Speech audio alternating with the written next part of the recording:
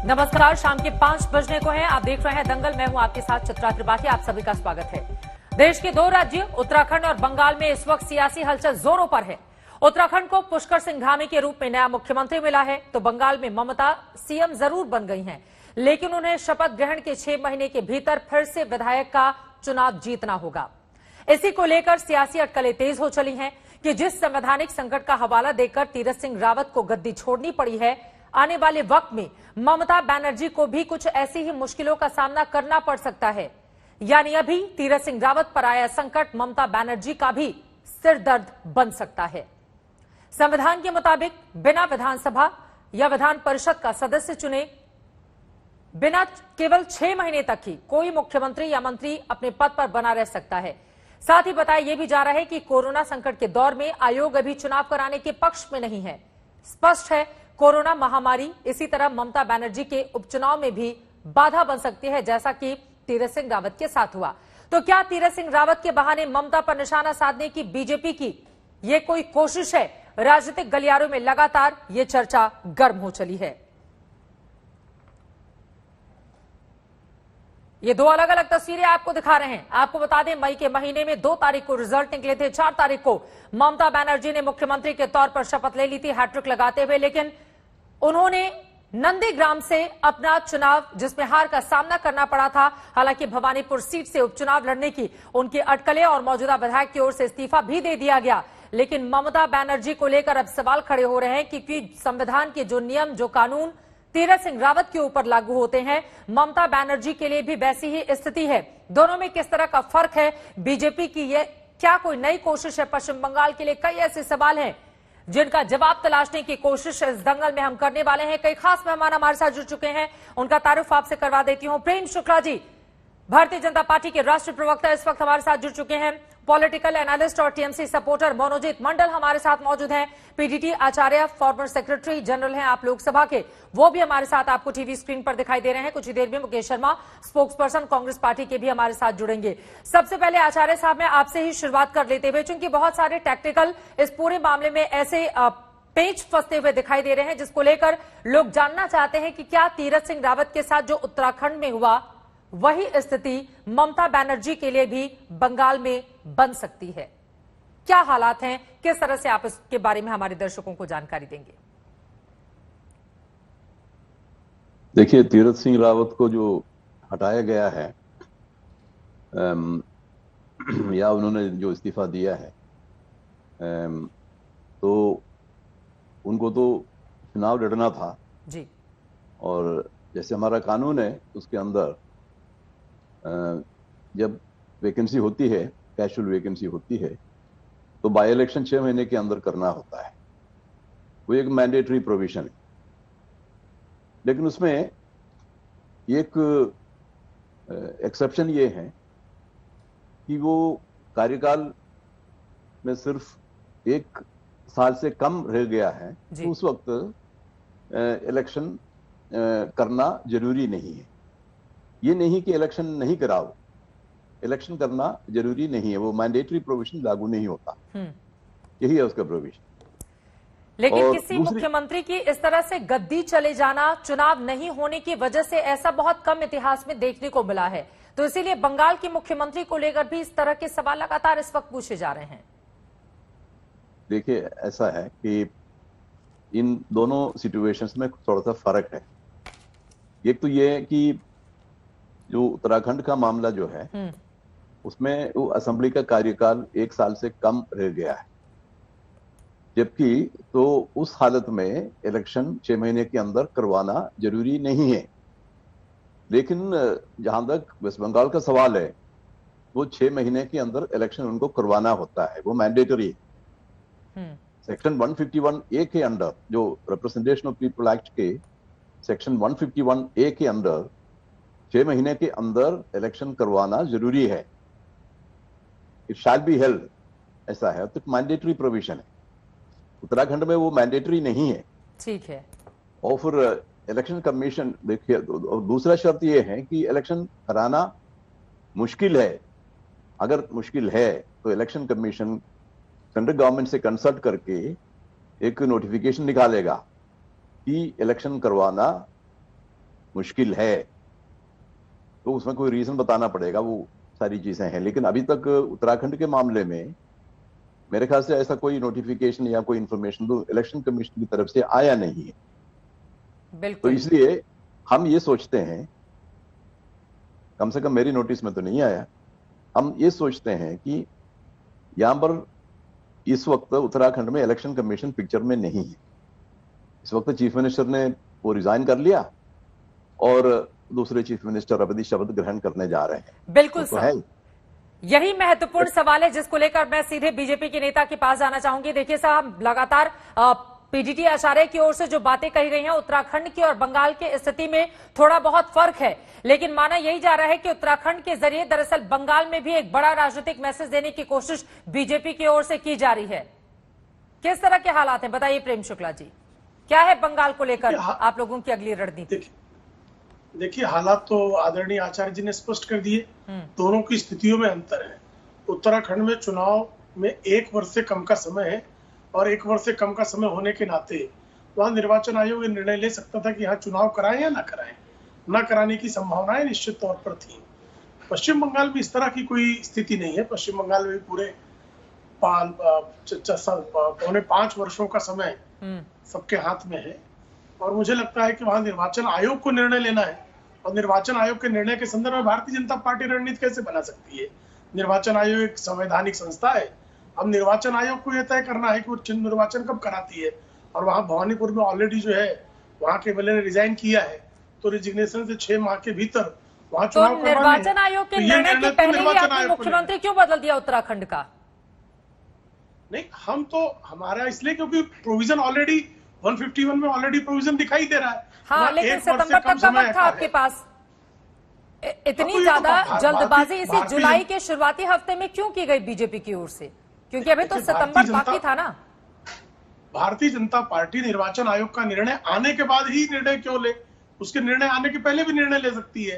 तो भारतीय जनता पार्टी ने स्थिति नहीं उत्पन्न होने दी, इसमें किसी को क्या आपत्ति हो सकती है? मोनूजीत मंडल जी, सीधे आपका रुख करते हुए, चूंकि बहुत सारे जो राजनीतिक विश्लेषक हैं वो इसी बात को मान रहे हैं कि उत्तराखंड के जरिए बंगाल को लेकर भी बीजेपी की एक सियासी कोशिश हो सकती है, क्या है इस पर टिप्पणी? क्योंकि आज के जितने भी अखबार निकाल लीजिए, सोशल मीडिया प्लेटफॉर्म पर लगातार ये चर्चा चल रही है कि कहीं ऐसा तो नहीं कि उत्तराखंड के बहाने बंगाल निशाना, क्या है इस पर? ऐसा नहीं है, ऐसा ही है।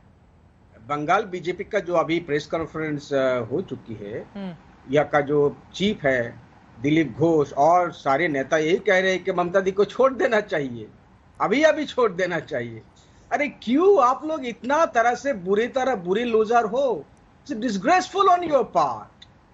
आप इतने बुरी तरह से हार गए हो, उसके बावजूद भी आपको ये शिकार नहीं है हार, यही आपका प्रॉब्लम है, ये आपका ईगो कोसते हैं। प्राइम मिनिस्टर साहब इतना सारा रैली किया है, होम मिनिस्टर साहब ने 200 का पार का ऐलान कर चुके थे। उसके बाद एक छोटी मोटी नेता है ममता दी, आपसे बढ़कर कोई नहीं है, उनके पास इस तरह से बुरी तरह से हार गए हो। ये बात इतनी जल्दी हजम हो सकती है क्या? नहीं हो सकती है। हर तरह से अभी भी इलेक्शन के बाद भी, इलेक्शन के टाइम में भी और अभी भी ममता दी को घेरने की कोशिश कर रहा है, क्योंकि उनका भय दूसरा जगह पे है, नेशनल लेवल पे है। इलेक्शन कमीशन अभी बंगाल का जो स्थिति है बहुत ही अच्छे है। कोरोना यहाँ पर लगभग खत्म हो चुकी है। अभी यह करीब 1000 के आसपास केसेस है। इलेक्शन कमीशन को हमारा स्टेट गवर्नमेंट ने बिल्कुल लिख चुका है कि यहाँ इलेक्शन करने की स्थिति है। 7 जगह में इलेक्शन होनी है, कलकत्ता में सिर्फ एक ही जगह में इलेक्शन होनी है। इलेक्शन कमीशन आप क्या करते हैं हम देखेंगे, अगर नहीं करते तो उसके बाद हम देखेंगे क्या करना चाहिए। बोलिए प्रेम शुक्ला जी, में अभी तक लगातार अदालत है, 8 चरणों में चुनाव कराए जाने से लेकर उसके बाद की स्थिति में भी हम सब ने देखा चुनाव आयोग किस तरह से निशाने पर रहा और लगातार चुनाव आयोग और बीजेपी को एक साथ घेरती रही है तृणमूल कांग्रेस। तो ऐसे में स्थिति तो बनी, आपके जो स्थानीय बीजेपी के नेता हैं बंगाल के, वो तो अभी से माहौल बनाने लगे हैं, जैसा कि मोनूजीत मंडल बता रहे हैं। देखिए, निर्वाचन आयोग को क्या निर्णय लेना है निर्वाचन आयोग लेगा। अब नैतिकता की बात तो टीएमसी वाले ना ही करें। अगर जरा भी ममता बनर्जी में नैतिकता होती तो नंदीग्राम में दारुण पराजय के बाद क्या वो मुख्यमंत्री पद का शपथ ग्रहण करती? तो नैतिकता तो ममता में नहीं है, लेकिन ये निर्वाचन आयोग को निर्णय लेना, उस पर हमारी टिप्पणी का कोई औचित्य ही नहीं है। निर्वाचन आयोग को लगेगा कि वहां चुनाव कराने जैसा माहौल है तो निर्वाचन आयोग निर्णय लेगा। उस निर्णय को भारतीय जनता पार्टी ने इन्फ्लुएंस कर सकती है, टीएमसी इन्फ्लुएंस कर सकती है।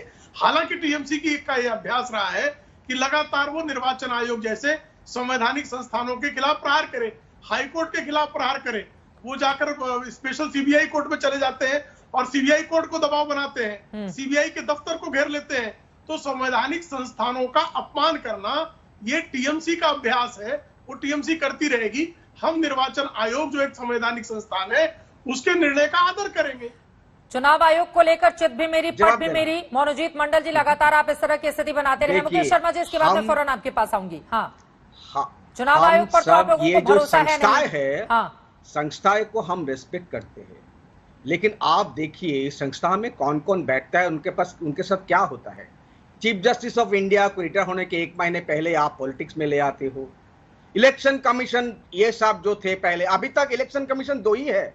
ये देश के लिए खतरनाक है, 3 होनी चाहिए। अभी तक इलेक्शन कमीशन अरे अभी डिस्पैच मत जे सुनिए, बात सुनिए, आपको मैं पकड़ रहा हूं ना, आप सुनिए। पहले ने बोला, बाद में बोला, सुनिए। अरे बाद में बोला कभी देश में इस तरह का हालत कभी नहीं हुआ था। अरे आप इतना उत्तेजित क्यों हो? आप इतना उत्तेजित क्यों? आपको शर्म आनी चाहिए। आप किसी को बोलने नहीं देते हो। क्यों शर्म आनी चाहिए? किसी को बोलने नहीं देते हो, इस तरह से डिबेट नहीं होनी चाहिए। इस तरह से डिबेट नहीं होनी चाहिए। आप हो एक party, you are a party of the third, Supreme Court के जज को पार्टी ऑफ द आप जो है राज्यसभा भेजने की परंपरा नहीं है। दिखाई दे रहा है, टीवी पर भी दिखाई दे रहे हो। आप रंजन गोगोई के व्यक्तित्व पर अनायास हमला कर रहे हैं। अरे नीचे से लेकर बदतमीज हो, नीचे से लेकर ऊपर तक बदतमीज हो, दूसरों को बात नहीं करने देते हो। ये सब तृणमूल कांग्रेस पार्टी के लिए। You are a shameless person. किसने मना किया? Your party is a shameless party. Your party is a shameless party. You are a confirmed thug. You are a party of the thug. You have destroyed this country. आपने दोनों लोग साथ में बोलेंगे, एक तो समझ में नहीं आएगा। और सर ये व्यक्तिगत, एक सेकंड, ये व्यक्तिगत टिप्पणी, 1 मिनट मेरी बात सुनिए, नहीं सुनिए। मनोजीत मंडल आपके लिए भी और प्रेम शुक्ला आपके लिए भी, ये व्यक्तिगत टिप्पणी दूसरे पर करना छोड़ दीजिए। ये व्यक्तिगत टिप्पणी करना छोड़ दीजिए। सर दोनों लोग बोलेंगे, समझ में नहीं आएगा। प्लीज प्रेम शुक्ला जी, एक एक करके अपनी बात करें प्लीज, एक एक करके। कोई अभद्रता की भाषा इस्तेमाल नहीं करेगा। पूरे दर्शक देख रहे हैं सर, पूरे दर्शक देख रहे हैं, करोड़ों जनता आप लोगों को देख रही है। कोई अभद्रता नहीं बोलेगा प्लीज, कोई व्यक्तिगत टिप्पणी नहीं। जल्दी से अपनी बात पूरी कीजिए मनोजीत मंडल। व्यक्तिगत प्लीज, ये इस तरह के शब्दों का कतई इस्तेमाल नहीं किया जाएगा। आपस में फोन करके लड़िए प्लीज। टेलीविजन चैनल पर पूरा देश आप लोगों को देख रहा है, कम से कम इतनी उम्मीद तो आपसे की जा सकती है। नहीं देखिए मैडम जी, अगर कोई इस तरह से मेरे को टोके, अगर मैं भूल भी बोलूं, अरे तो अभद्रता पे तो थोड़ी ना उतार। ठीक है, अब मेन मुद्दे पर प्लीज, मेन मुद्दे पर जिस मुद्दे पर डिस्कशन के लिए हम बैठे हैं सिर्फ उस पर बात करेंगे। नहीं, आप ये मेरे को नहीं कह सकते हो। मैं किसी को टोका नहीं। अगर टोके ये बदतमीजी होता है। डिबेट का एक हैसियत होनी चाहिए। आप टोके तो अच्छा है, आप सवाल कर, फिर से आ गया। अगर कोई गलत किस बोले, तरह का टोकने वाले को इतना इसको क्यों करते हो? टोकने पर बदतमीजी क्यों करते हो? मैं इनको भी गालियां बकूंगा। चित्रा जी देखिए अभी बोला बदतमीज है, उनको वो प्रमाण कर दिया, वो प्रमाण कर दिया बदतमीज है, वो प्रमाण कर दिया बदतमीज है, वो प्रमाण कर दिया बदतमीज है। कितना डिस्पैरिटी देखिए, बदकार है, बदतमीज है, अरे सारी चीजें आपके साथ, सारी आपके साथ लुक्के हो। आप एक गुंडे का तरह बात करते हो, टीवी में एक गुंडे का तरह बात करते हो ना। प्लीज सर एक सेकंड, आप दोनों लोगों को यहाँ पर आपकी पार्टी का पक्ष रखने के लिए बुलाया गया है या व्यक्तिगत हमला करने के लिए बुलाया गया है? एक दूसरे पर अभद्र टिप्पणी देने से, एक सेकंड मनोजीत मंडल प्लीज, एक दूसरे पर इस तरह की अभद्र टिप्पणी करके लोगों को क्या मैसेज देना चाहते हैं? मुकेश शर्मा जी प्लीज। मनोजीत मंडल, ये अभद्रता नहीं, बिल्कुल अभद्रता नहीं, बिल्कुल अभद्रता नहीं। मुकेश शर्मा जी, क्या उत्तराखंड के बहाने बंगाल निशाने पर है भारतीय जनता पार्टी के? लगातार इस तरह के सवाल खड़े हो रहे हैं। प्लीज मनोजीत मंडल। शुक्ला नहीं है, प्रेम चोपड़ा है। ये फिल्मों का प्रेम चोपड़ा है, गुंडा जैसा बात। मुकेश शर्मा जी, क्या दिख रहा है आपको बंगाल में? मैं आ रहा हूं चित्रा जी। जहां तक सवाल उत्तराखंड का है, अब चिड़िया चुग गई खेत पछताए क्या होता है। तीरथ सिंह रावत जी ने जिस तरीके की टिप्पणियां की, फटी जीन्स को लेकर, अमेरिका को लेकर, कुंभ को लेकर, वो टिप्पणियां सारा देश देख रहा था। मुझे उन पर ज़्यादा टिप्पणी तीरथ सिंह जी पर नहीं करनी है।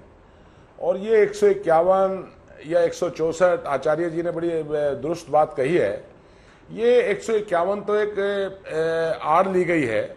सच बात यह है कि जिस तरीके से तीरथ सिंह रावत जी ने किरकिरी करवा रखी थी, कोई रास्ता निकाला जा रहा था उनसे इस्तीफा लेने का, आज उनसे इस्तीफा लेकर उस इस्तीफे की आड़ में बंगाल की एक चुनी हुई सरकार को निशाना बनाना लोकतंत्र की हत्या के बराबर है। दूसरी बात यह है कि निर्वाचन आयोग को तुरंत अपनी संवैधानिक परंपराओं का निर्वहन करते हुए तुरंत भवानीपुर में बाई इलेक्शन को डिक्लेयर करना चाहिए। इसमें कोई राजनीति अगर मगर नहीं होनी चाहिए। यह संवैधानिक जिम्मेदारी है निर्वाचन आयोग की, और यदि ऐसा नहीं होता है तो निश्चित तौर पर देश के लोगों की उंगली निर्वाचन आयोग की तरफ उठनी लाजमी है, उसको कोई रोक नहीं पाएगा। मैं एक बात अवश्य आज कहना चाहूंगा, चित्रा जी क्षमा करना, मुझे आशा है कि आप निजी तौर पर अपने चैनल पर नहीं लेंगी। मुझे बहुत दुख है, आज बहुत कष्ट है कि उत्तराखंड का चीफ मिनिस्टर जो बीजेपी ने बदला है, जिससे बीजेपी ने इस्तीफा लिया है, उस पर चर्चा हो रही है सुबह से। लेकिन राफेल स्कैम जिसने फ्रांस से हिंदुस्तान तक तहलका मचा रखा है, आज फ्रांस से दिल्ली तक राफेल स्कैम की चर्चा सोशल मीडिया पर हो रही है, और नेशनल टेलीविजन पर राफेल स्कैम की चर्चा ना होना यह देश का दुर्भाग्य है। और मैं समझता हूं कि मीडिया को तुरंत प्रभाव से राफेल स्कैम पर चर्चा शुरू करनी चाहिए। ठीक है, जहां तक सवाल ममता जी आप का है, संपादक हैं हमारे, बंगाल की सरकार आप डिसाइड करेंगे कि क्या चलना है क्या नहीं चल रहा है। मुकेश शर्मा जी, हम लोग बताते हैं आपको कि विपक्ष को क्या करना चाहिए, कौन से मुद्दे पर सड़क पर आना चाहिए, कौन से मुद्दे पर नहीं आना चाहिए, आप ये डिसाइड करेंगे। और आप लोग कहां पर राफेल का मुद्दा उठा रहे हैं, ट्विटर पे? नहीं मुकेश जी, एक सेकंड, नहीं, अब सब किसी मीडिया की बात कीजिए, मेरे चैनल पे बैठकर बात कीजिए, तो जवाब तो मैं ही दूंगी ना सर। अब मैं मीडिया से इतर तो हूं नहीं। चैनल पर मत नहीं मुकेश शर्मा जी, नहीं मुकेश शर्मा, जनरल बात मत कीजिए ना सर, मेन मुद्दे पर आइए जिस पर आप बातचीत करने के लिए आए हैं। हाँ, और आप इंतजार कर रहे थे कि 5 बजे जब आज तक पर मैं बैठूंगा तो मैं राफेल पे डिस्कशन करूंगा। राफेल स्कैम पर चर्चा ना होना है ना सर, भाग्य है लोकतंत्र हाँ। का। और विपक्ष कहां पे चर्चा कर रहा है? ट्विटर पे। विपक्ष ट्विटर पे चर्चा कर रहा है ना सर, तो छोड़ दीजिए इस बात को। मेरे पे मत आइए ना, आपने मीडिया की बात कही है, सब मैं मीडिया की ओर से पक्ष दे रही हूँ। लेकिन आपने चूंकि चुनी हुई सरकार को लेकर आरोप लगाए हैं बीजेपी पर, प्रेम शुक्ला जी, इसका जवाब दीजिए। ठीक है सर, स्कैम पर चर्चा करानी चाहिए। ठीक है सर, आप लोग भी थोड़ा ज्यादा कीजिए, उसके बाद चर्चा भी हो जाए। ठीक है मुकेश शर्मा जी, अब जवाब दे दीजिए मुकेश शर्मा जी। ठीक है, छापों पर चर्चा कराते हैं, मीडिया को क्या चर्चा करना चाहिए इसके लिए आप आ जाइए मीडिया में फिर, है ना सर। फिर कांग्रेस पार्टी छोड़कर आप मीडिया में आ जाइए। प्रेम शुक्ला जी, मनोजीत मैं फौरन आऊंगी, चूंकि उन्होंने बीजेपी पर सवाल खड़े किए हैं, इस वजह से मैं आपके पास आऊंगी। बोलिए प्रेम शुक्ला जी। मुकेश शर्मा ने जो सवाल खड़े किए हैं जवाब दीजिए। उन्होंने कहा है एक चुनी हुई सरकार को इस तरह से अस्थिर करने का प्रयास है भारतीय जनता पार्टी की ओर से, और लगातार इस काम को वो करती हुई चली आ रही है, पूरा देश इसको देख रहा है। क्या है इस पर आपका जवाब? देखिए, भारतीय जनता पार्टी कांग्रेस की तरह लोकतंत्र की हत्या करने वाली सरकार ने, कांग्रेस ने 90 से अधिक ऐसी सरकारों को बर्खास्त किया है जिन सरकारों के पास विधानसभा में पूर्ण बहुमत था। तो कांग्रेस के काल में नंबूदिरीपाद की सरकार 1957 से लेकर 2014 तक यहाँ के बीच बोल रहे थे। चित्रा जी फिर सीख रहे हैं, मंत्री नहीं बदल पाए। चित्रा जी सर, एक बार आपने जवाब दिया, मुकेश जी प्लीज एक बार सुन तो लीजिए। चित्रा जी सीख रहे हैं, छल्ली भी बोले, सुन लीजिए मुकेश जी, दो लोग बोलेंगे समझ में नहीं आएगा प्लीज। सीख रहे हैं, दो लोग बोलेंगे समझ में नहीं आएगा। नहीं चीख रहे हैं सर, सीख रहे हैं। प्रेम जरा शुक्ला इनको जी चुप कराएं, चुप है वो, चुप जरा इनको चुप कराएं, चुप है वो, बोलिए जरा चुप कराएं। आप इतना बेशरम ये हो, अभी कैसा लगता लेकिन है फिर अभी? शुरू कर दिया। चित्रा जी गालियां सुनने के लिए आया हूं मैं सर। आइए ना, आप अपने टॉपिक पर तो चुप हो गए हैं। प्रेम शुक्ला जी ऐसा बिल्कुल भी नहीं है, आप भी बोलेंगे, दो और लोग साथ में बोलेंगे तो मैं सबकी आवाज को अलग अलग कैसे कैटेगराइज कर पाऊंगी। Please sir, Prem Shukla ji main मुद्दे पर आइए, मेन मुद्दे पर आइए प्रेम शुक्ला जी प्लीज। चैनल पर गालियां बकी जा रही, फिर से कोई किसी को गाली नहीं देगा, मैंने सबके लिए मर्यादा तय करके रखी हुई है, सबके लिए मर्यादा तय करके रखी हुई है। देखिए, 90 से अधिक सरकारों को बर्खास्त करने वाली कांग्रेस सारे के सारे विधायक दल को खरीदने वाली कांग्रेस, अरे छाछ संसद में तो नोट के बोले बदले वोट छल्ली लेने है। वाली कांग्रेस छाछ तो बोले लगातार छल्ली जो बोलती है है। फिर चिल्लाए।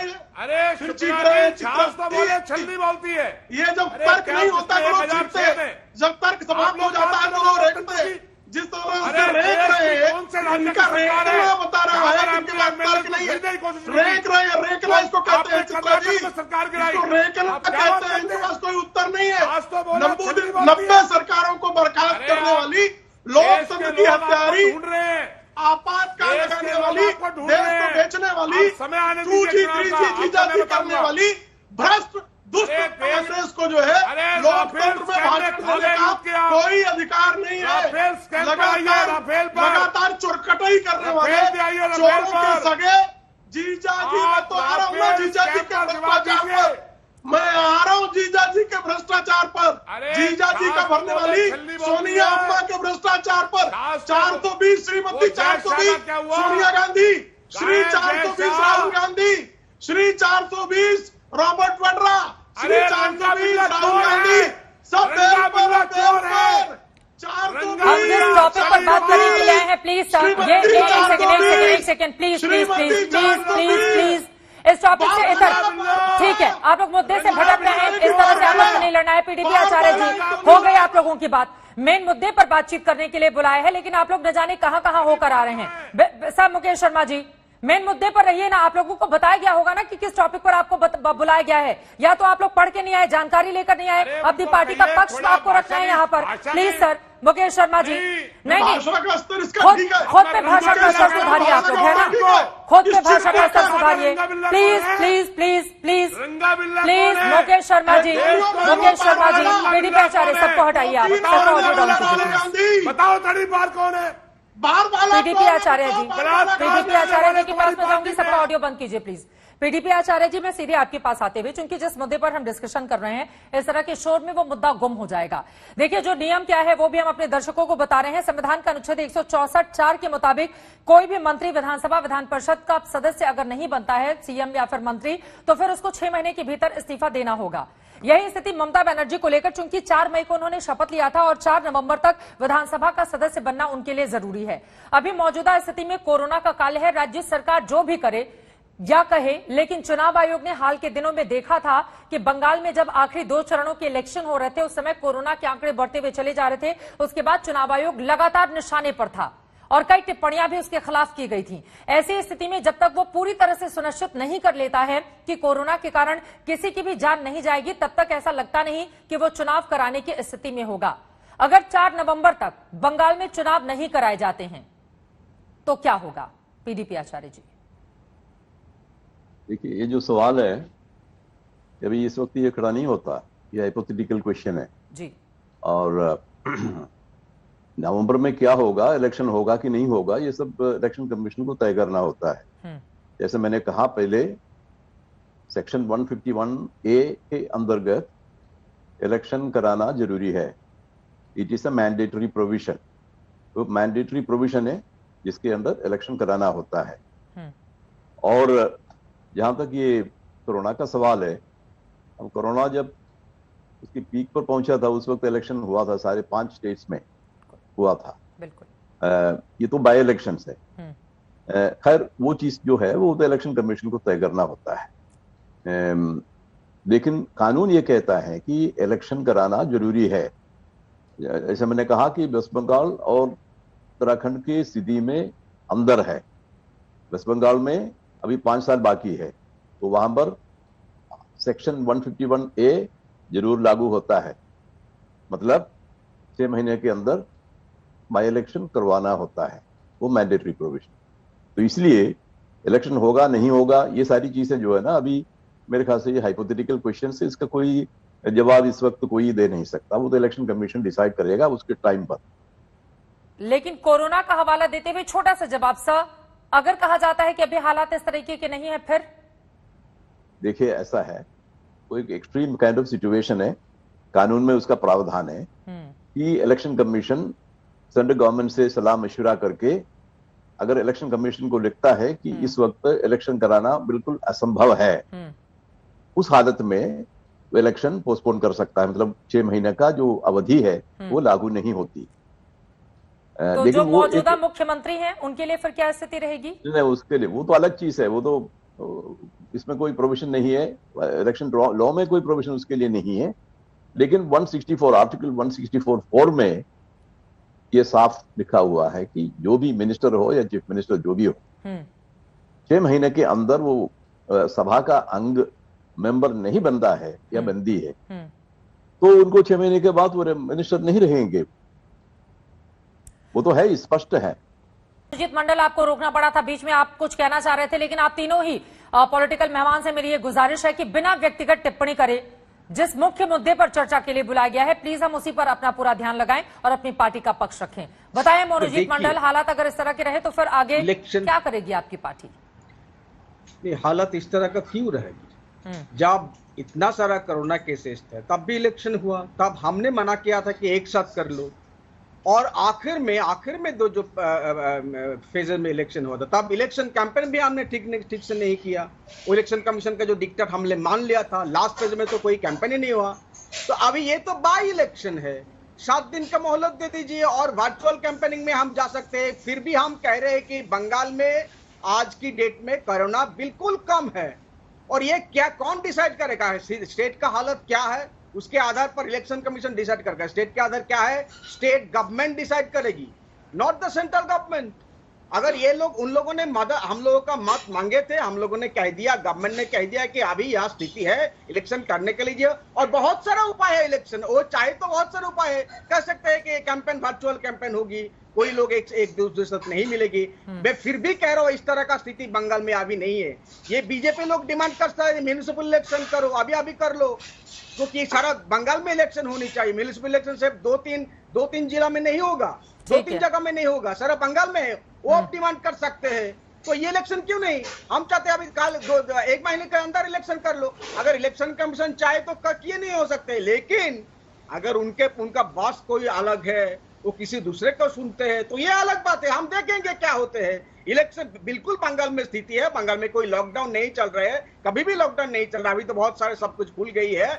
बिल्कुल स्थिति है, इलेक्शन करना आप चाहते हैं तो 1 महीने के अंदर इलेक्शन हो सकती है, 7 दिन के मोहलत देके इलेक्शन हो सकते हैं। लेकिन उनका नियत क्या है हम जानते हैं। वो स्टेट गवर्नमेंट को बता देना चाहिए कब इलेक्शन करना चाहते हैं। ठीक है, और इसी के साथ एक आंकड़ा जल्दी से देते हुए यहाँ पर प्रेम शुक्ला जी सवाल का जवाब भी दीजिएगा। देखिए 26 अप्रैल को आखिरी 2 चरणों में जब बंगाल में चुनाव हो रहे थे, उसका आंकड़ा मेरे सामने है।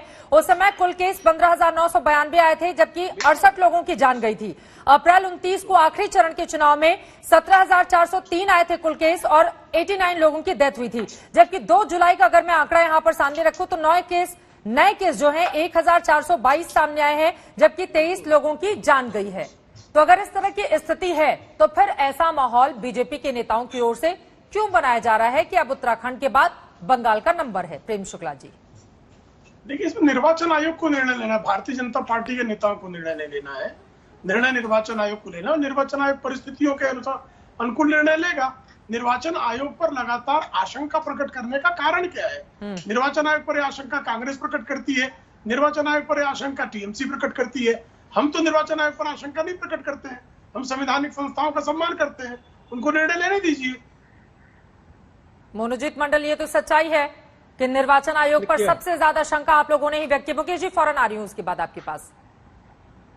देखिए, जब ममता दी को 1 दिन के लिए बैन किया गया था, क्या कारण थी? माइनॉरिटी कोई रिलीजन देश की नहीं है, संविधान ने कह दिया है और सुप्रीम कोर्ट की जजमेंट भी है। और उसी के 4 दिन बाद जो सब कहे थे, जो चीफ इलेक्शन कमीशन थे, वो उनको आप गोवा का गवर्नर बना दिया। लेकिन फिर भी हम मानते हैं संस्था है, संवैधानिक है, ये संस्था को हम मानते हैं, रेस्पेक्ट करते हैं। हम अभी भी मानते हैं। ममता दी को पहले जिता दिया और उसके बाद हरा दिया। 5 बजे तक ममता दी जीत रही थे 1,500 से ज्यादा वोट में, और 6 बजे वो पूरा रिवर्स हो गया। और अभी जब कोर्ट में हम गए, कोर्ट में भी ठीक से मामला नहीं चल रहे, फिर भी हम ये संवैधानिक संस्था को मानते हो, मानते जाएंगे। लेकिन आपको भी पता है, देश की सब नागरिकों को पता है, कहा ये संवैधानिक संस्था में किन किन लोगों को बिठाया जाता मतलब है। ये तो अजीब सी स्थिति हो गई। तो क्या फिर नंदीग्राम में ही 5 बजे तक हालात अलग थे और बाकी जगहों पर हालात अलग थे, और फिर बीजेपी ने अपने पक्ष में पूरा का पूरा मतदान कर लिया? और सिर्फ ममता बनर्जी पर ही क्या चुनाव आयोग ने बैन लगाया था? क्या बीजेपी के अध्यक्ष के स्थानीय अध्यक्ष के ऊपर बैन नहीं लगा था? क्या बीजेपी के तमाम दूसरे नेताओं के ऊपर बैन नहीं लगा था? मनोजीत मंडल पूरी बात कहिए ना, अगर कहना ही है तो। ये मतलब सिर्फ अपनी ही बातें कहना कहा था। हाँ बोल लीजिए, आप ही से लेना है उत्तर, बोलिए ना। दिलीप हमेशा खुद को ही बताना कहाँ तक जायज है? सुनिए, दिलीप घोष को बैन किया गया है। लगातार वो वायलेंस पैदा कर रहे थे। वो जो बात कर रहे थे, ममता दिनेश से बोल रहे थे माइनॉरिटी लोग एक हो जाओ, तो माइनॉरिटी का मुसलमान होते हैं? कौन सी जगह में लिखा है माइनॉरिटी से मुसलमान होती है? माइनॉरिटी किसी धार्मिक आधार नहीं है। ये अगर संवैधानिक संस्था को नहीं पता है तो हम क्या करें? और आपको पूछना चाहिए, एक चीफ मिनिस्टर को बैन कर देते हो, इलेक्टेड चीफ मिनिस्टर से, one of the popular leaders in the country. आप सिख से पूछोगे नहीं कि माइनॉरिटी कोई रिलीजन नहीं है, हिंदूज भी माइनॉरिटी हो सकते हैं? तो यही हम लोग बता रहे हैं, लेकिन फिर भी हम मानते हैं कि ये लोग ठीक से काम करेंगे, या हम लोग। ठीक है प्रेम शुक्ला जी जवाब दीजिए। लेकिन मनोजीत मंडल, ऐसा किसी एक मुख्यमंत्री के साथ एक राज्य में नहीं हुआ है, कई दूसरे भी एग्जाम्पल है, आप कहेंगे तो मैं दोहरा दूंगी। लेकिन प्रेम शुक्ला जी जल्दी इस पर जवाब दीजिए। मुकेश शर्मा जी उसके बाद में आऊंगी। जी अब ये चुप हो जाए तो मैं शुरू करूं। मिसकंडक्ट नहीं किया था, चुप हो गए, बोले प्रेम शुक्ला चुप हो जाए। हाँ देखिए किस तरह से झूठ बोलते हैं लोग, इसका उदाहरण है। किस तरह से टीएमसी के प्रवक्ता झूठ और लंबटता का सहारा लेते हैं। वो कह रहे हैं कि मुख्य निर्वाचन आयुक्त को गवर्नर बना दिया है गोवा का। किसको बना दिया है गवर्नर गोवा का? इससे बड़ा झूठ क्या हो सकता है कि मुख्य निर्वाचन आयुक्त को 4 दिन बाद गोवा का गवर्नर बना दिया गया। ये आज तक चैनल पर मनोजीत मंडल नाम के तथाकथित प्रवक्ता किस तरह से झूठ बोल रहे हैं, ये सबके सामने है। इससे बड़ा झूठ क्या हो सकता है? चित्रा जी आप बताइए, किसको गवर्नर बनाया गया?